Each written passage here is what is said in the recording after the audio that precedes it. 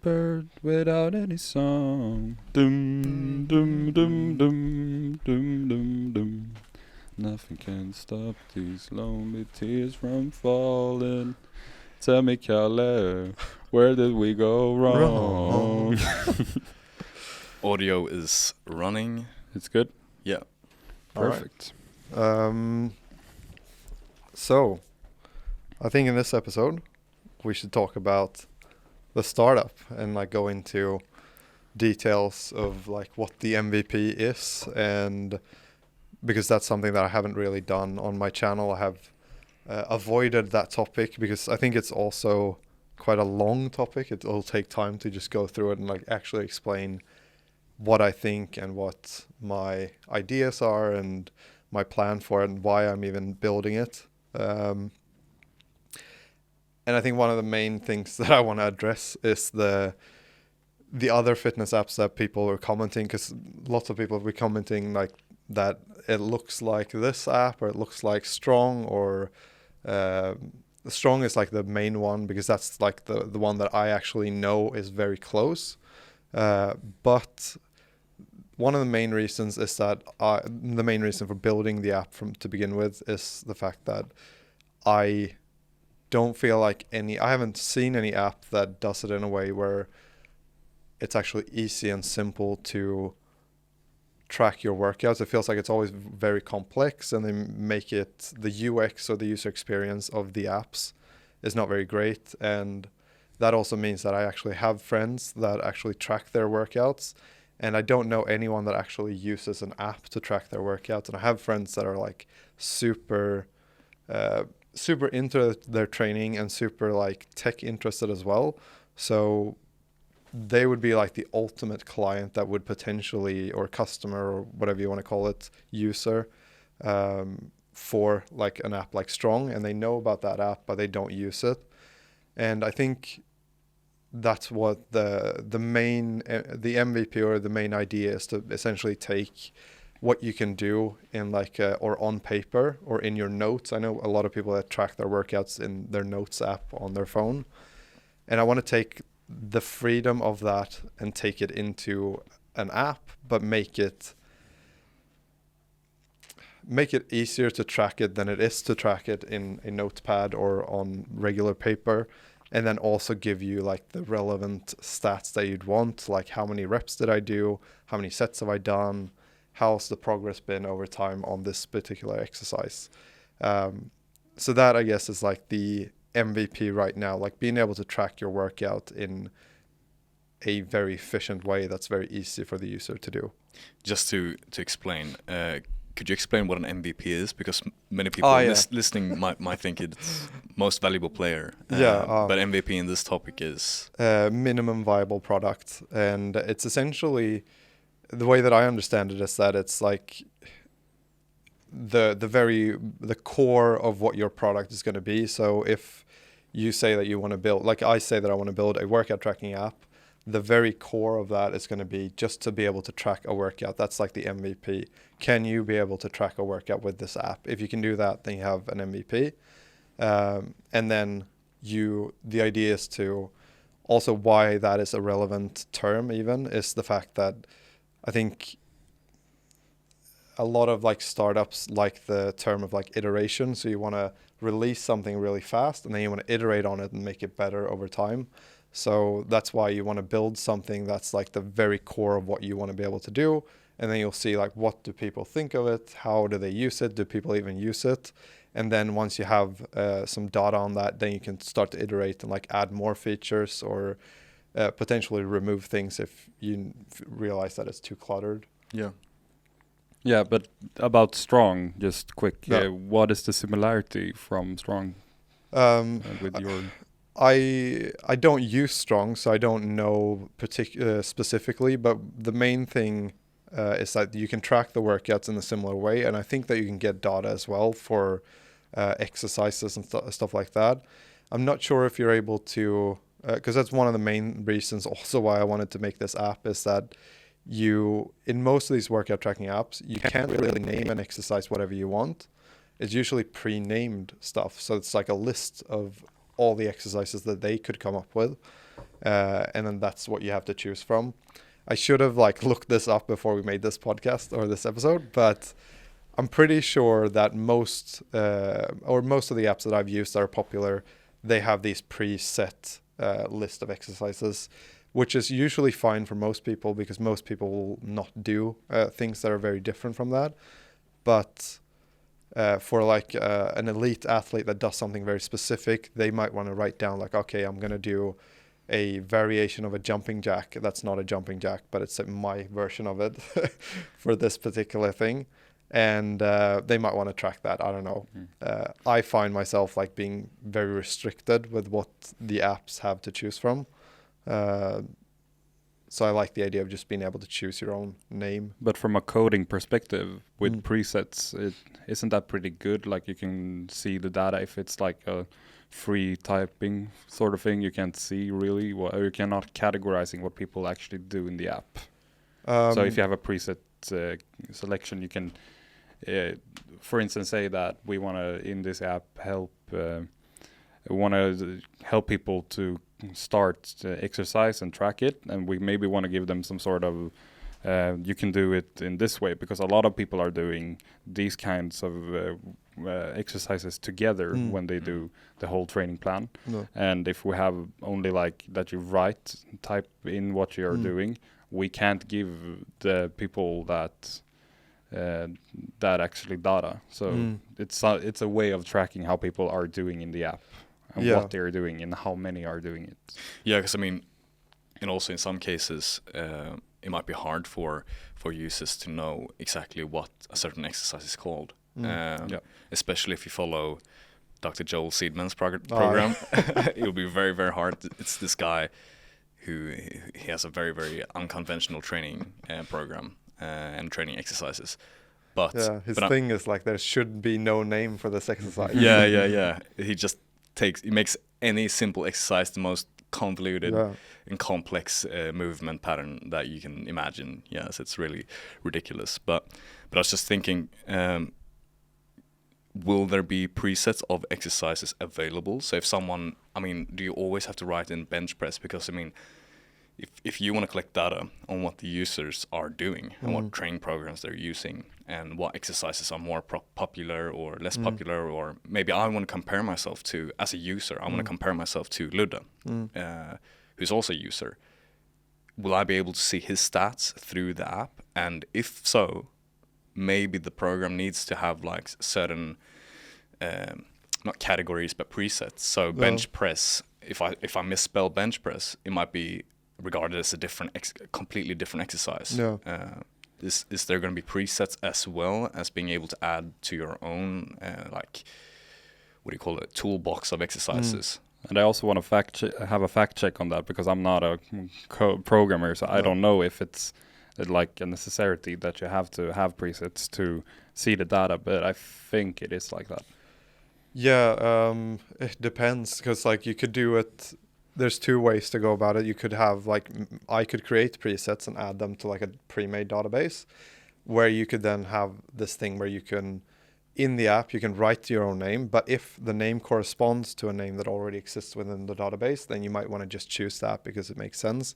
Or if the name that the user writes corresponds to the, maybe I will create like a list of various ways you could type in barbell bench press, and I'll always connect that to the exercise barbell bench press, which is one that I have in my database, for instance.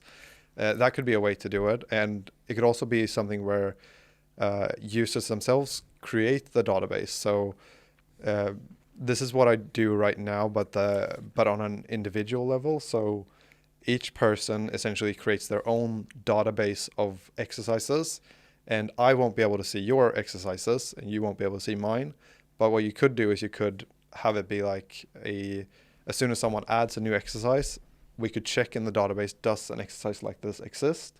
If it does exist, then we'll just connect these two to the same thing, so that the name, and this is something I'm not great at this, so I'm not sure if like this is the best way to do it, but I think that's a way to do it, where you have a lot of freedom for the user, but you also have some way of actually tracking the data for an individual or across individuals, essentially comparing different things. Because it's the app, I'm just thinking about this from a user's perspective and a bit like who the app is dedicated towards. Yeah. Maybe you want to try to... Oh yeah, I'm aiming it for like the advanced gym Lifters. goer. Like it's not for the beginners, because there's a lot of apps for beginners, and I think a beginner won't be like, oh, there's not enough exercises in this app for me to be able to track my workout in the regular apps that do exist.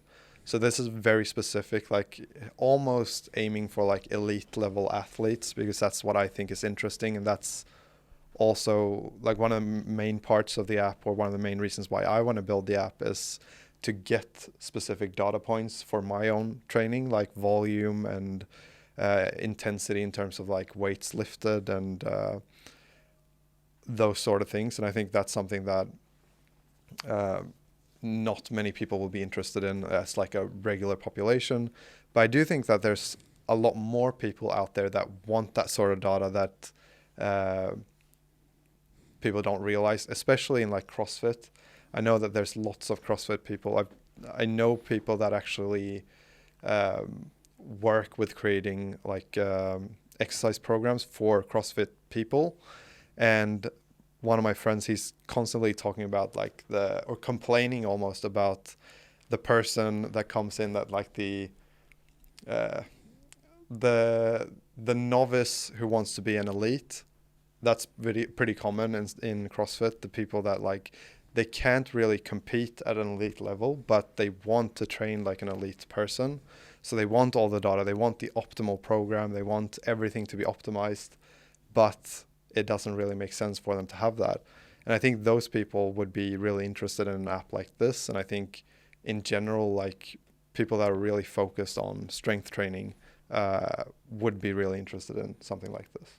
Because there are an extreme amount of exercises out there. Yeah. And there's also so many variations of, let's say, the bench press. You have like a pause bench, or if you put a block in between your chest and the bar, it's like a half rep bench press. So there are many variations of the same exercise.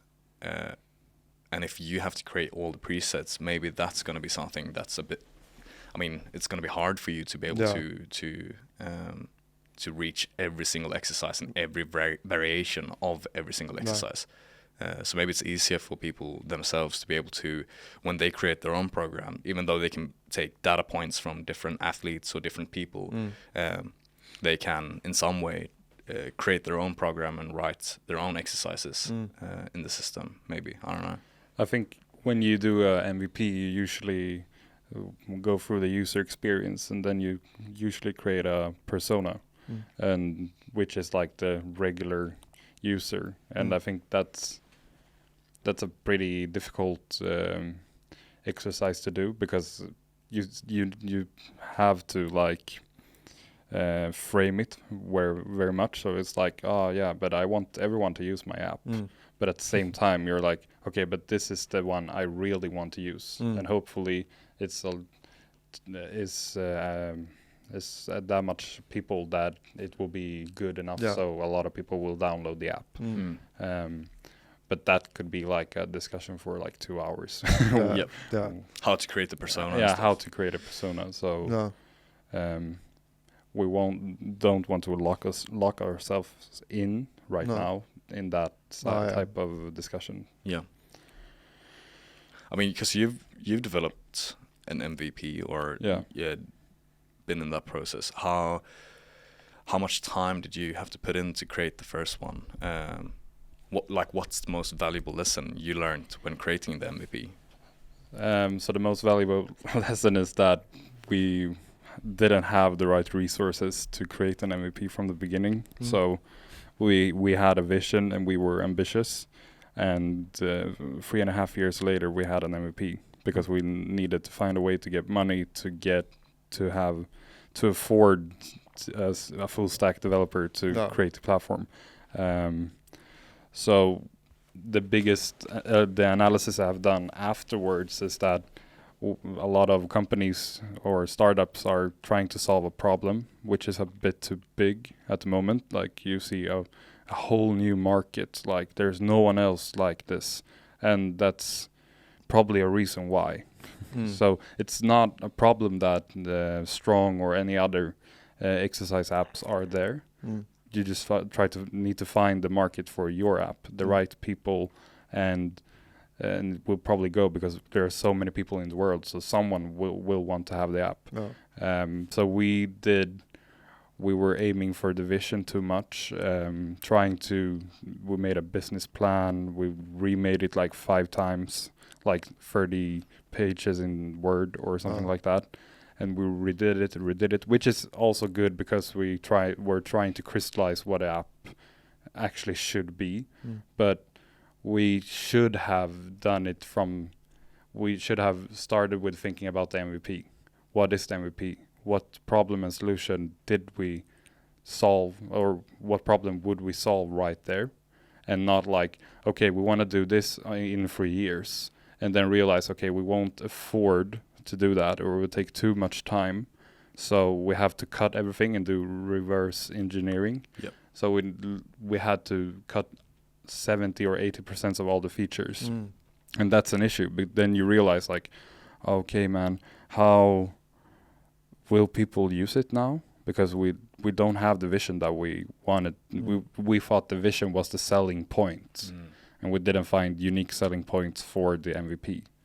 And that's really hard. And if you also have a long vision or a clear vision, you maybe won't be as flexible. We were flexible anyway, but you won't be as flexible as you want to be, because if you have a problem, you create a solution with a small effort, like an MVP, you can go in different directions from there. And you can see by the numbers, what do people do in the app? And you see that, we thought that people were going to go right, but they went left.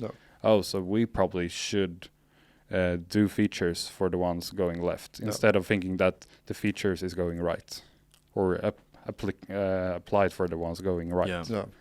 But like, just to get a reference point when it comes to time, where in the process of, like, how close were you to pitching to investors when you have developed an MVP? Like, when during a startup's life should the MVP be done, and how close is it to talking to investors, so pitching to investors?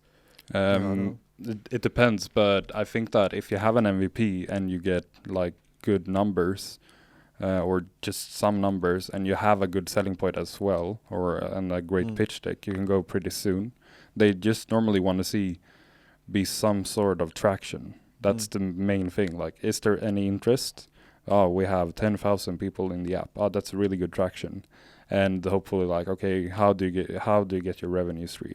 And you won't necessarily have to have $100,000 in revenue stream to get $300,000 in investment capital. Okay. You can probably have like $5,000 during a year or a 6 months period, and then they will say, but these are good numbers, and I believe in you guys, so I will invest. So it depends on how much work you do around the MVP, that you have pitch materials, you have good strategies, and good selling for the pitch actually, for the investors. Okay. So you can do it like right away. I've heard of a company who didn't have an MVP. They just had a presentation, and they were so good that they got $3 million in investing. Because people were like, this is a fucking great presentation, and you guys are amazing. And maybe they had some sort of experience before, but they were really, really good at the selling point, which is very important. Trying to get this dramaturgy. I don't know what that means. It's just like when you sell, you can say, we will solve this problem. But you can say it in 10,000 ways to be more convincing. Okay. So if you create a really good problem and you have the best solution for it, but so that's what it is. So like convincing rhetorics. Yeah. Yeah. Okay. Yeah. So I think you can get money pretty soon. Yeah. It depends on which investor it is. A lot of investors want to see numbers, but there is investors who just are want to take the risk. They are like, yeah, maybe I won't get anything out of this, but I hope that I get out of 10 companies that I invest, I want one to succeed. So you guys could be one of the risk companies, and if it goes well, it's really cool because I believe in you guys as a team. The product isn't that, the investors doesn't know that much of all the markets, but they can be like, yeah, I think you guys are doing something great here, and I think that the future, because you sell the future, that the future is going in this direction, and it would be really cool. And I think that investors are like, when they sit with other people on a Friday dinner or something like that, they want to tell those what they've done. Like, I was sitting with these 3 guys or girls, and they had this idea, and it's really cool. So they just want to feel cool by investing in cool stuff, rather than I think that I can give these guys really good resources. They can more be like, I can give you money, I have money, but I want to tell my friends that I'm doing something cool. Investing in the future in a way. Yeah, cool. I was just thinking, what about the cameras regarding time? Yeah, what is the time? It's like 32. 37. Yeah, 20 past. 22. Yeah, so those were some of the valuable lessons that you learned through Rise. Yeah, I think the interesting thing is like what problem does my app solve, or our app, and I think that still your app. Thanks, man. No, but I think that's one thing that's a bit difficult. Like, I don't know how, because I don't hang out with every person out there like exercising in different gyms. So I don't know if there are like, maybe there's like tons of people who love Strong or like these apps, but my experience with them is just that it's super complicated, and they make things that should be simple very complicated, and it makes it so that I'm one of those people that would like, I'd probably go the extra mile to use an app to be able to track my workouts. But I've always been like, as soon as I open up the apps, I'm like, oh, what do I do here? And that's one thing that I think like the people that I've showed the app to, they might be biased because they know me and they want to be nice to me. But people seem to think that it is an easier way than the other apps that they've seen. And I know some people that also, like I said, that actually train people for a living and send them programs, and they use Excel because it's like the easiest way. And there are like websites and things like that for actually sending things or doing workouts for other people or making workouts for other people, and they still use Excel. So I think there's definitely an opportunity, because I think there's a lot of people that do track their workouts and that would want the data that you can get from a workout tracking app, but the apps that are out there aren't making it easy enough to do it, which I hope I can do, because I don't know how many other, like, I think the way that I think that Strong works and other apps that I've seen work is that there's a company where there's people that are really into exercising, and then they get in contact with like a full stack developer. The developer builds the app for them, and then the team that actually know about exercise and like different things, they're not very experienced with user experience and like building apps. So they don't have that much feedback to give to the developers. So they can't really help the developers to create a more user-friendly app, while at the same time they can't really, the developers don't know what to cut and what to keep, because the people that know exercise, they'll probably be like, oh, we want this, this, and that. But that might not be possible to do. And they might not have feedback on like, how do we actually show that to the user in a way that makes sense? Because that's a big issue or a risk with people who who create an app, if they have the, or for you as well, like No. I have the opportunity to create an app, I see a problem in my life that you missed the outside perspective. Yeah. How would you say that for you it's different than for someone who is like into exercising, like in your example? Like what would be the difference? Because you're exercising a lot, you like it a lot. Can you see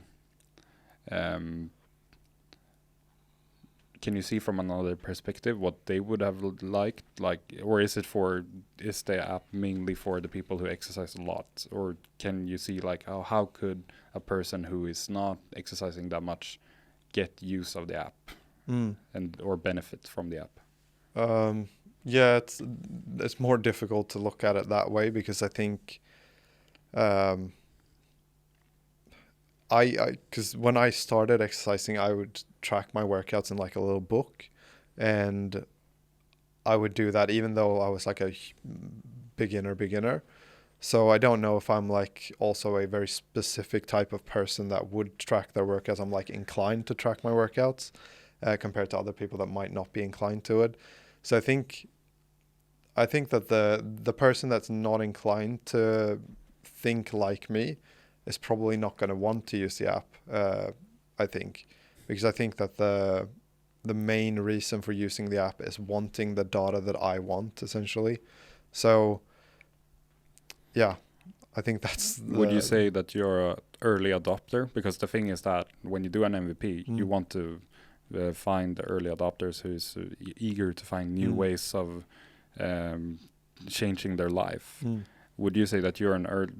It felt like you had downloaded apps before, and you would just want to find an efficient app for how you want to exercise. That feels like an early adopter.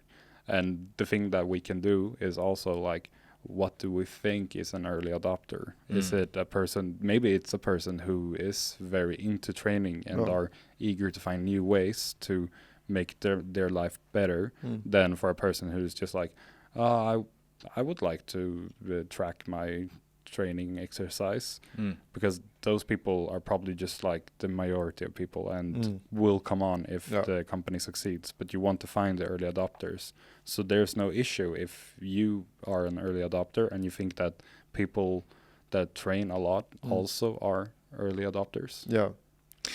I think I was just thinking about, because I think that a lot of people that are not elite athletes, but that do train pretty much every single day or 5 days a week.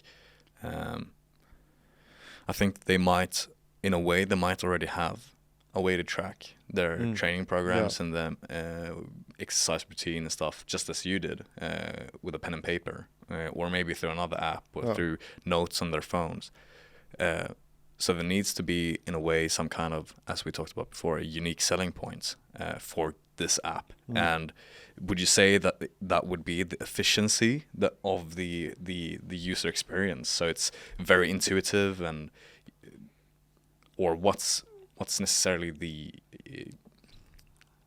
unique selling point for this app?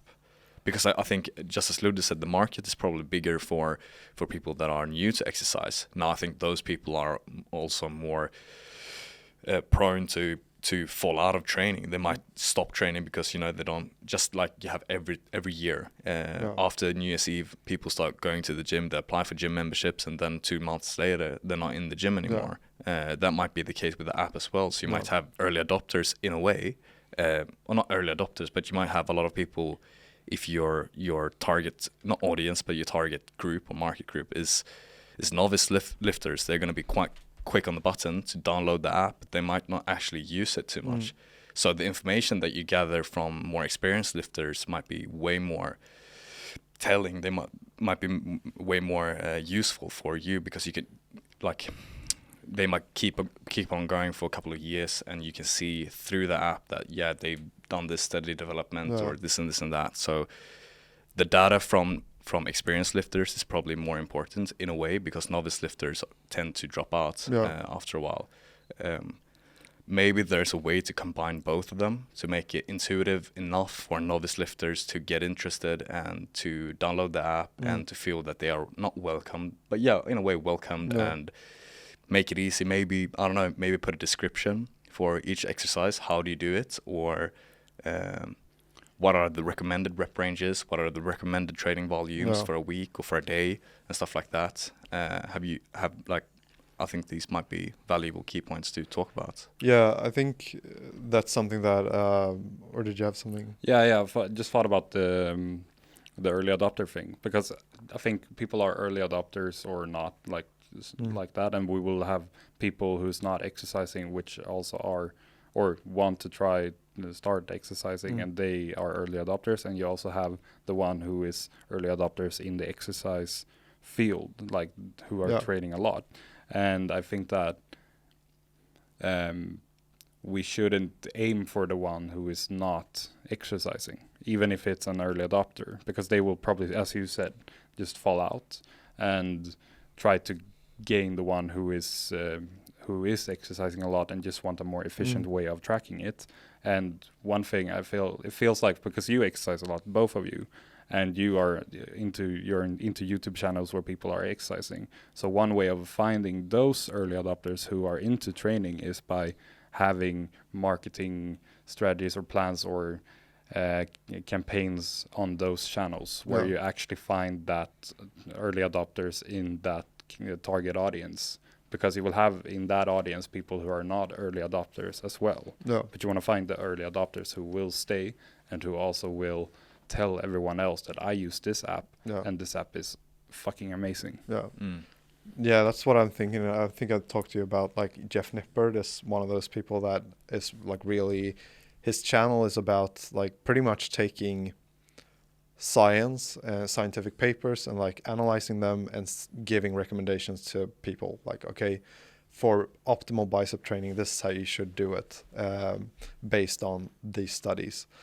And like I think EMG that's values like, and stuff. Yeah, and I think his audience or him as a person is probably the optimal client, or that's probably the what did you call it? The user, like an ambassador. Persona. Yeah, the persona. Yeah. So because that's who I think would want an app like this and that would benefit from the app, because that's the kind of personality that wants this sort of data. And I think that the unique selling point, to me at least, is the combination of easiness and data. Like being able to, some app might be easier than my app is, but it might not give the right information about your exercise. Like I was talking to another friend about there's different metrics that you can use for intensity and exhaustion in exercise. I don't remember what the thing was, but there's different ways, and there's scientific papers that have been made on ways to measure exhaustion in different ways. We've talked about what's that called, like HVR or heart rate variability. Yeah, heart rate variability, and using that sort of stuff to actually combine it with the data that you get from the exercise that you do, and then use that in a way to kind of potentially suggest to the user, like, okay, you've been doing 12 reps at this weight for 3 weeks in a row, you should probably increase that right now. Or if it's like it seems like your weights are decreasing, or you've been stuck at the same max for a while, you should probably do less reps or more sets or whatever. Deload. Yeah, deload week, something like that. Those sort of things I think is going to be what the unique selling point is, just combining them in a way that's actually easy to use. The digital PT. Yeah, basically. That's a really good unique selling point. Yeah, and I think we've talked a bit about this previously as well, in regards to fitness YouTubers especially. It's interesting how a lot of the more intermediate YouTubers, or like Jeff Nippard, or Jeff Cavalier from Athlete X he has a massive following. But some of these other YouTubers they might have great physiques or great bodies or perform very well, but their training methodology isn't really applicable for every single one, and it might be quite a lot of loopholes or problems that in their like way of putting out information. However, a lot of those people have great, like, huge followings, and have a lot of people following them, and most of those people that are following them might be novice lifters.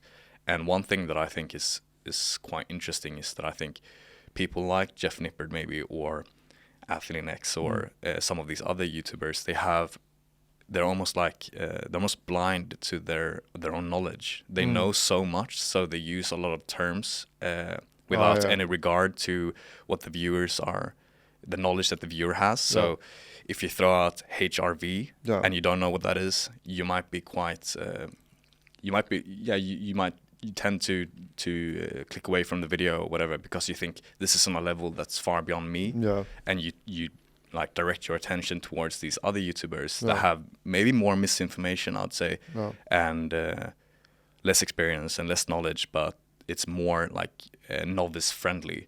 So that might be something that's very hard for you to implement, because you are an experienced lifter and you've been training for a long time. So it's going to be hard for you to find the questions and the problems that a novice lifter might experience. So you use the app and you think you take for granted that everyone has the same knowledge that you do.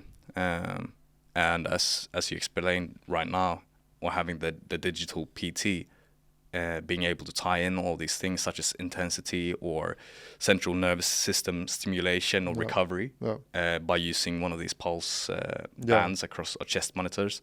Those things or that equipment isn't something that a novice lifter might have or even know about. So that's kind of makes sense, that if the unique selling point is to be more of to use a bunch of different data that comes from simple data points, or you can gather data from simple points, but then combine them in a way that might be quite complex, and to give the optimal training methodology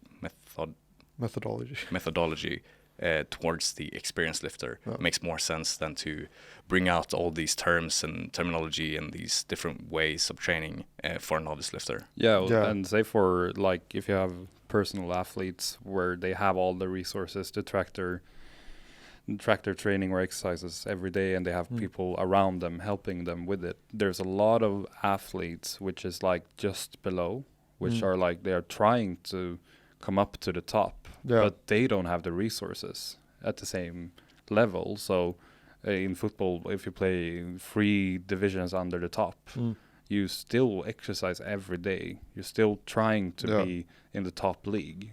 And maybe for them, who is taking their exercise very serious, that will be a very convenient and cheap way of tracking their training.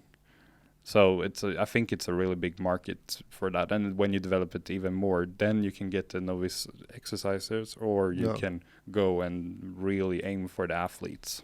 That's what I think too. I think there is like a lot of people that are in that stage that want to get to a certain level, but that don't have the trainers, that don't have the people like taking care of them almost for their workouts, which is also what I think. I think that the app will be able to do that sort of stuff, like you said, like we talked about now, the almost like a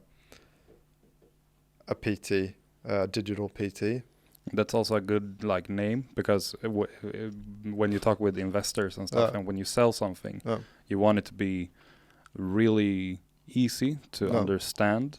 And I think that personal trainer or PT is something a lot of people know what it is. And if you say, it's your digital PT, that's a very easy way for a person to imagine the app and like, that's actually pretty good, without even knowing more than that. So we could claim that word, because it's like a really good selling name, or sentence. Carries a lot of value, but it carries a lot of value. Words. That could take like 1 year to come up with that sentence.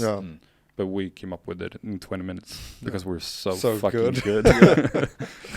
The only thing with that is that I think it also carries with it that it's actually it doesn't necessarily, it seems very active then, that the app is going to be an active part or participant in your training, which might not be what people that are actually like at that level where they're trying to reach an elite level, they might not want an app to interfere with their training program. They might have a program that they're like, okay, this is what I'm following, but I need to see the data. And right now I'm like writing it down in a book, and then I'm going home, going into Excel. But could that writing be everything a down. premium feature? Like say that you can track your Yeah, track yeah, everything, but you can have definitely. a premium feature where you also get the input on how you could do your planning your week or Yeah. month or whatever, and you can put in how you eat and sleep and everything else as well. But that could be a premium thing for the ones who want it, and for the other ones, they can have the basic app which is tracking. Yeah, for sure. Like that's what I think too. Like it doesn't necessarily have to be invasive the way that the app suggests things. It could just be like right now I have things grayed out from the previous workout. So if I did 10 reps of a certain exercise, then if I do that exercise again, it will show me in like a grayed out number where I usually type in the numbers. It will show me grayed out that I did 10 reps last workout. It could be something like that, super simple, just like a suggestion there that says 12 reps this time because you did 10 last time. So maybe you should do more now. That could be a thing. It was just that I think the digital PT is probably a super good thing for the investors. Exactly. And potentially not the actual users. But it's it's not the marketing campaign. Like you won't when you have if you have ads on the subway or on Instagram or wherever, you don't have to say a digital PT. No. You do that to the bigger audience later on, maybe because it's simple to understand. But to an investor, it's just like having this elevator pitch, and you have to be very, very fast, very clear on what it is. Yeah. So then it could be good. But it's something that we don't have to tell when we do marketing campaigns. No. Yeah, we don't want to sell it as if it's like synonymous with an AI that calculates, this is the program that's most suitable for you, because that will take a lot of time to develop. And so like input output should be more input, and then you can analyze your stats yourself. Yeah. I mean, recommendations regarding, as you said, you can take previous data for like history data from what you did last week or whatever, and use different conversions to find out intensity or what your expected weight should be for this exercise. But I'm also thinking that maybe there can be some type of it can analyze the fact that you have been stagnant or you have been plateauing on these exercises or on these weights, and it can recommend to take a month or a week to just do the exercises as a deload week or deload month for you to recover. And I was just thinking in regards to myself and my own training and my experience with training and learning. In the beginning, because we were talking about these people that were trying to break into not the elite athletes, but trying to make their way up there and getting better and better, and you're taking it seriously. So you're not really you're like an intermediate lifter.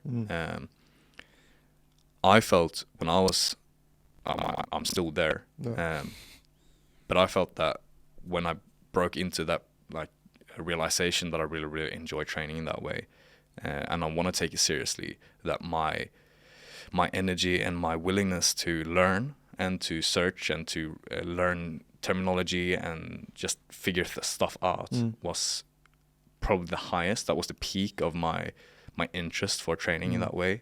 Obviously, listening to Pavel Satsalain or different people, you still get a lot of inspiration regarding new training methodologies and stuff. But just during that period of time, I was very, very eager to learn more. And that might be something that you can apply to the app as well, because there might be some exercises or some things that you can almost refer to. This is where you can read more about this, or this is where you can learn. So almost like I'm not saying that this is necessary, but it could be some way like connected to a homepage or something where you have lists of exercises, like the database, and you can work out, okay, so this is how the movement pattern is supposed to be, and this is what this means. These are the benefits of this exercise. Exactly. According to this. or like the rep ranges that usually work for people, or What is a compound lift? Yeah. What is an isolation exercise? Yeah. 5 minutes left.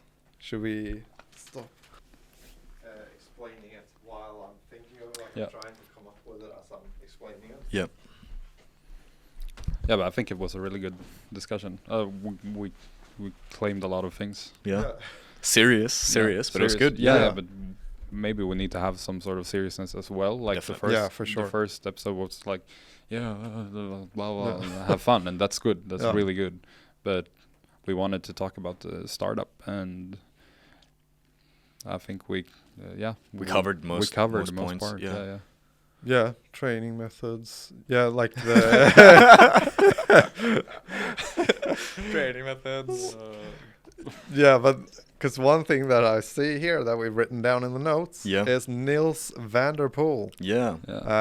who released the workout diary, and that's one of the things. Like I think that's And something who is he? Yeah, I don't know even. Maybe. What's okay? Well, he's a. Do you say skating, like Ice skating? Ice skating. Not a and figure skater, but like exactly. competitive. You skate laps around the track. Yeah, and he won the Olympics right now, or for like a week ago. No. In both distances, right? Like 10K and 5K. Yeah, and they also beat his own record, I believe. Oh, yeah. One of them. Right. So he's the world record holder as well in both distances, and he's Swedish. Yeah. Yeah, and he has a very different kind of exercising method. So maybe talk about that. And Yeah. From what I understood, it seemed like he goes by how he feels a lot. But according to Hannah, she said that because I haven't read, because he released like his workout diary essentially for like 12 years or something like that. Yeah. Really long time. And in that, he's like, he does these crazy workouts every like 5 days a week. And then he takes 2 days off. And he's really specific about taking those 2 days off and actually like resting properly, to the point where he wouldn't even travel to like do max tests, which is something that these athletes do generally, because they want to test themselves to see where am I at? Is the workout, or am I progressing in my training? And I think he is like a good example of why I haven't read the things. I don't know what he's actually saying in the thing. good to do, but Yeah, it would have been great to have read that before. But from what I understood, it's like he's listening to his body and he's understanding like, okay, I'm feeling really good right now. So instead of like cutting the training off where he finishes, where he said he was going to finish, if he's done 10K and he said he was going to do 10K that day, he'll be like, okay, I feel really good. I feel like I could do another 10K. He'll do another 10K. And that's kind of the essence, I guess, of like the 10,000 foot overview of what his workout methodology is like. And I think that will be really interesting to read through and see like, how does he track his workouts? What does he track? What does he think is important? Because he's had that amount of experience. He's had those 12 years of just like, or however many years it was, of tracking his workouts. And I think that can be applied then to, at least to give me some ideas and insights into, this is what he thought was valuable to track. He's tracking cardio exercise, so that's going to be a bit different from strength training, but it might give me some insights into potentially, does he like track, does he write down something for how he felt that day? Does he rank how he felt that day, like from a 1 to 10? How good was this workout, or how good was my sleep? Those sort of things. And then that could potentially be applied to the app as like a... It's also fun because he has such an unconventional approach to training, and from what I heard, he rides like a training bike for 7 hours a day, and if he feels good after those 7 hours, he continues for 3 hours. And if he reaches a point during his training where, let's say he's been cycling for 5 hours and he feels that, well, I'm quite exhausted, he doesn't push himself. He, as you said, he listens to his body. And in a way, I think that is a really, really important essence that's kind of forgotten Yeah. in many ways. People like to say it quite a lot. Listen to your body so you don't injure yourself. But maybe listening to your body is also a way to maximize strength gains or Yeah. maximize cardio gains in this case. Yeah, I think that's a huge thing, and I think that's also one thing that's really big. I think that the training advice in general is based on a lot of people taking supplements in terms of steroids, and I think that's been like kind of contaminated advice when it comes to training, because I think a lot of people train way more than they need to. Like, I think for people that don't do steroids, I think you could basically do 3 days a week and you'll get away with it, and you'll actually progress quite well, and you'll get really strong or really fast or really good at whatever it is you want to train. And so I think that there's a real tendency to like overtrain without even understanding that you're overtraining because you don't feel it. If you just put it into perspective, protein synthesis, so the recovery of muscles, is usually regarded as 48 hours, and ligaments and usually take longer. So it kind of makes sense that training at a maximum effort or intensity 5 days a week or even 6 days a week doesn't really make sense for someone who's natural, since steroids do actually aid a lot in recovery, and that is something that's also, as you said, it's definitely something that's misinformed to a lot of people, especially novice lifters and stuff, that you don't have to train at peak intensity every single day. Recovery is way more important than a lot of people think. Yeah. And I think that's a really nice thing too about like listening to the body. I think is something that a lot of people should be doing but are not doing. And but I think it's also very difficult when you're a beginner, and even for me it's really difficult to understand like, how am I actually feeling? Am I actually recovered from the workout that I did 2 days ago, or should I rest another day, or should I eat more, should I eat less? That sort of stuff. It's really difficult to tell. And that's, sorry to interrupt you, but that's something that your app might actually aid a lot of people with, just to keep track of how are my stats now? Have I improved since last week? If I haven't, what's wrong? Am I recovering properly? Am I sleeping enough? All of these things that do tie into essentially your optimal performance, maximizing those aspects. Yeah, like ideally it would be one of those things where you could come up with a test for like either like a 10 rep max or something like that, where you just like, it shouldn't be too nervous system taxing, so it shouldn't be a 1 rep max, but because you want to be able to do it relatively frequently, which you can't do with a 1 rep max, or you shouldn't do with a 1 rep max. But it would be really nice to have like one of those tests that's not super taxing on the nervous system and or not super risky to do, that you could have like potentially 10 reps that you find out like, okay, what weight can I do 10 reps on as my max weight for this workout? And then you can analyze and see like, okay, well, I could do this on this weight, and last week I was able to do it on that weight, and my sleep throughout this week has been like this, or I've rated my workouts at like a 5 out of 10 for all the days in between, which means that I'm probably not recovering enough. So now I need to take a deload week, or the app could suggest take a deload week or something like that. Yeah, and I have like a main, more connected to the app, but like a main saying when it comes to new ideas and new startups, that if you have a good new idea, it's you create value, but with less or the same input as before. So it needs to have create more value than your where you're at right now. So right now I'm running and I use Strava as an app, and that's it. But if I have another app that I could create even more value, like you shouldn't run this much this day, you should run less. Because so I just get information on how to optimize my exercise. That's creating more value to me, but I'm doing exactly the same or less than before. And that's a good idea. Because input is effort from the user. Yeah, that's true. Yeah, try to say as much as possible with as little information as possible. Yeah. And also, I think also what you're saying is like telling the user that you don't need to work out today could be a good thing, because then they don't have to work out every single day, because they think they need to work out every single day, but they might actually be able to not work out that day and get a better result. Yeah. Or just give it could also be like, you shouldn't like run today, but you should take a walk, because the one other essence of exercising is the mental state of mind that releases when you're outside or exercising.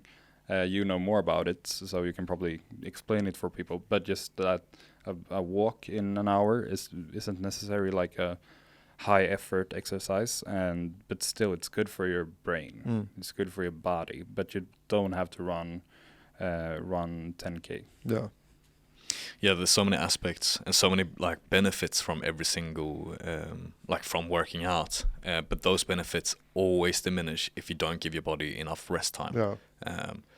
So yeah, rest time is something that maybe is quite an important aspect to take into consideration when creating the app, and might be a very, very important output from the app to the user that you know, you should try to, if they use one of these heart rate monitors, they can see if their central nervous system has been recovered properly, and thereafter they can plan their workouts during the day or whatever. And if we would think in a bigger target audience where we just have the sleeping people, like we just get new services all the time that will make our life more comfortable, I think that it will be really appealing if you have an app saying, no, you shouldn't exercise today, and people are like, oh, that's really nice. So I don't have to do it. That's a really, I think people will be like, yeah, that's great. And then I can do this instead, and I can actually exercise tomorrow.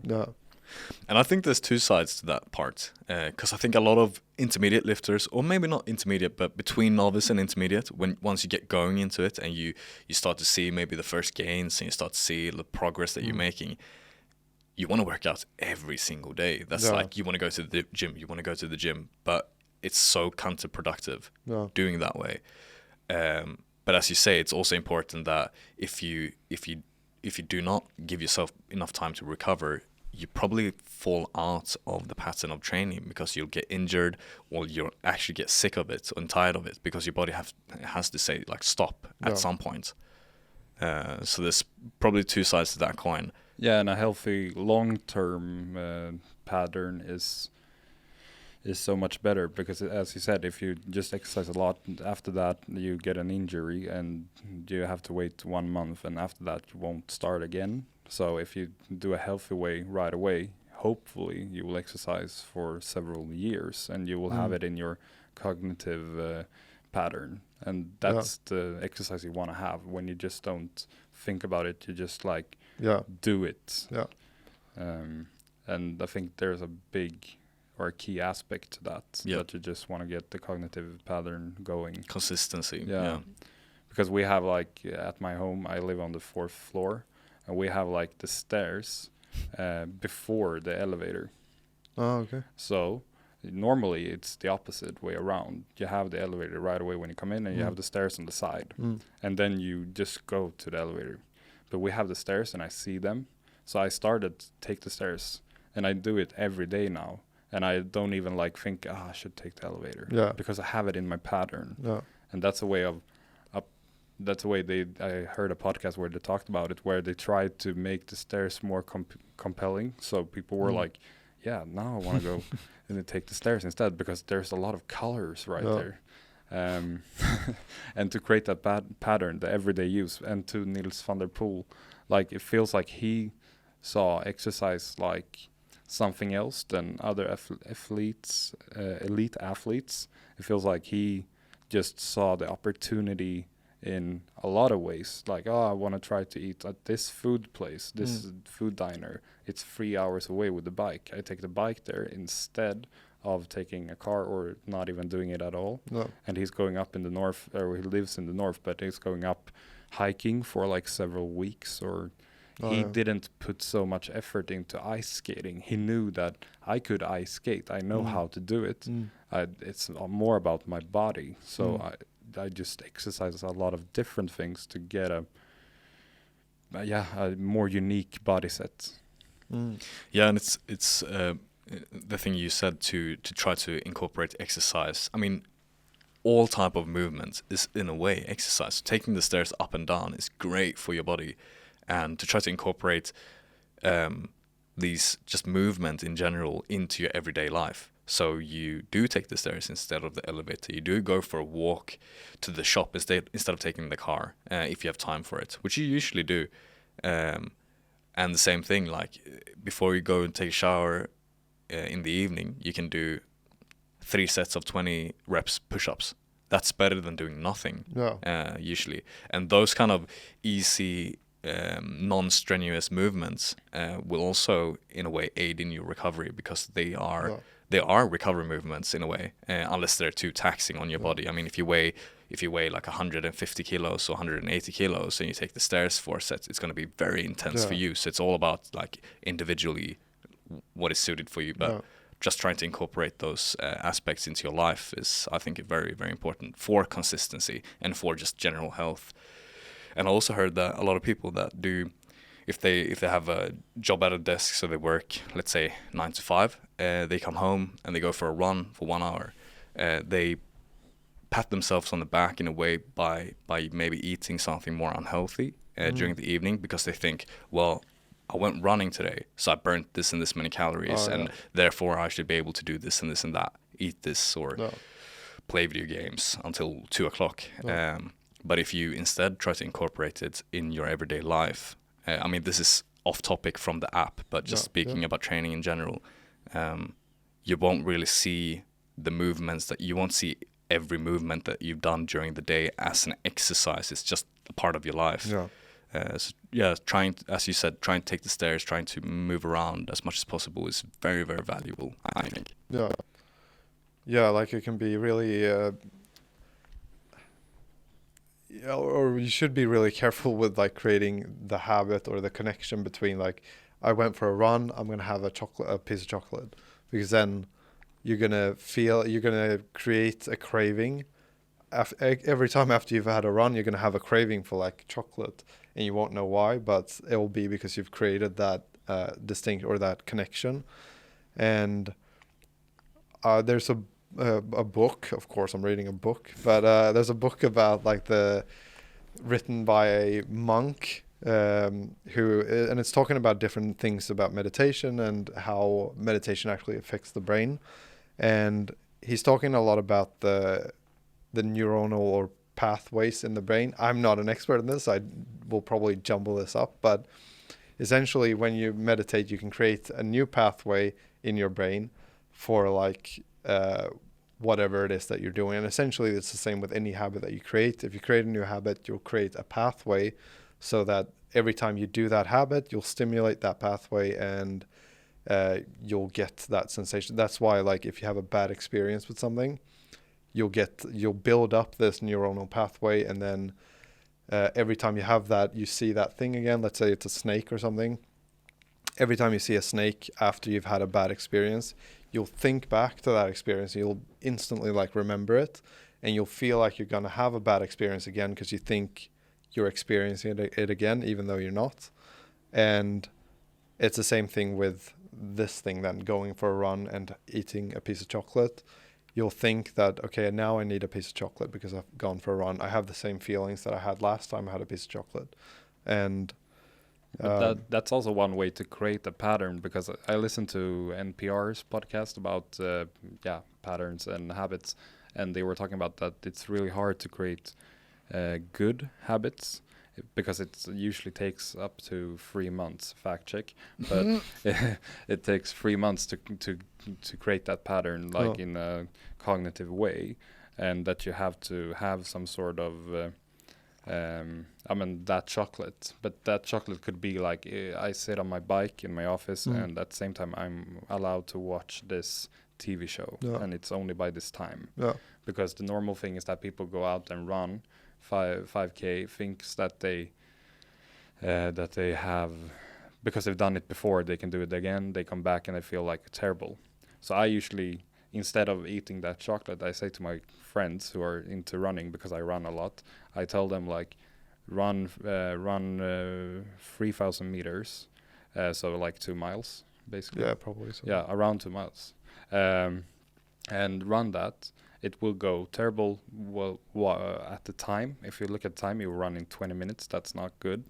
But in 2 weeks, you probably you won't be feeling like really tired afterwards. So you can do it 2 days later, and after 2 weeks, you probably run it in 18 minutes instead of 20, and you see a progress.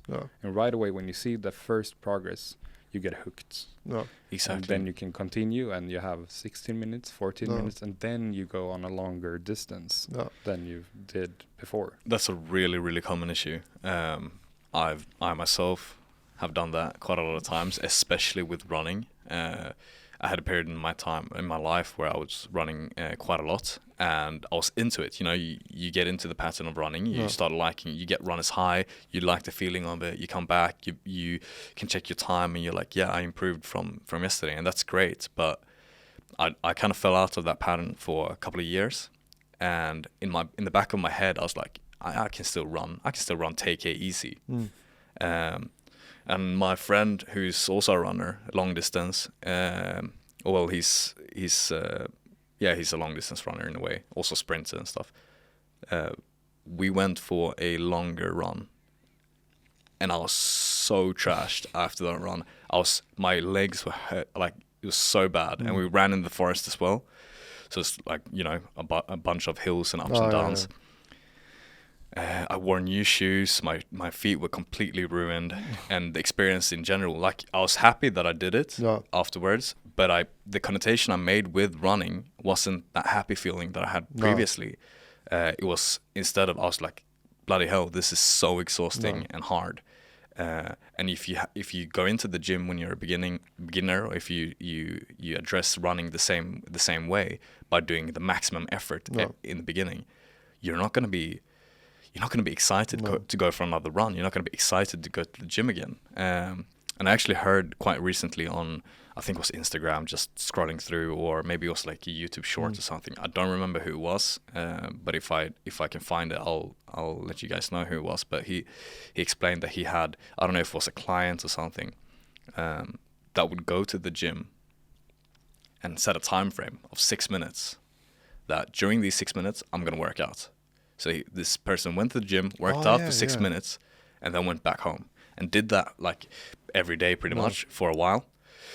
Obviously not getting too much work in, but he set the habit. So he created a habit of going to the gym and working out, and also a positive feeling in regards to that training, or in regards to going to the gym, that, I went to the gym, give yourself a pat on the back, you come home, you're still feeling fine, you probably got a bit of endorphins and stuff from actually working out, and he just increased the time, successively,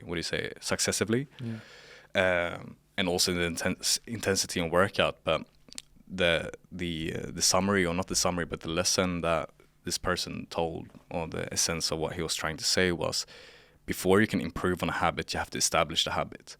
And that's the same with anything, especially with training, that you have to establish. Going for a 3-kilometer run every day, not every day, but every other day for maybe a month before you even attempt running a 5K or 10K is so much beneficial for you, because you're building up your body, building up your confidence, you're building up this sensation of being outside, and going for a run is something that I love to do.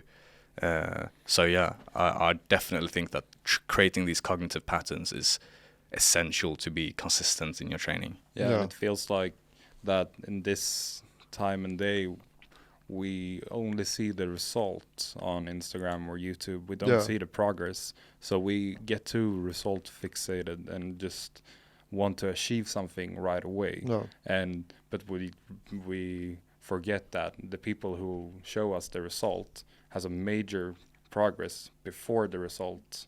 Like if I see your video, you're exercising, but you do that every day or something like that, and I feel like, I want to do as many lifts as you do, but I'm not there doing it, so I can't do it right away. So the habit part is, I think it's fundamental to get a good habit. And that's why I think it's like the the misconception, I think, about personal trainers and like going to the gym.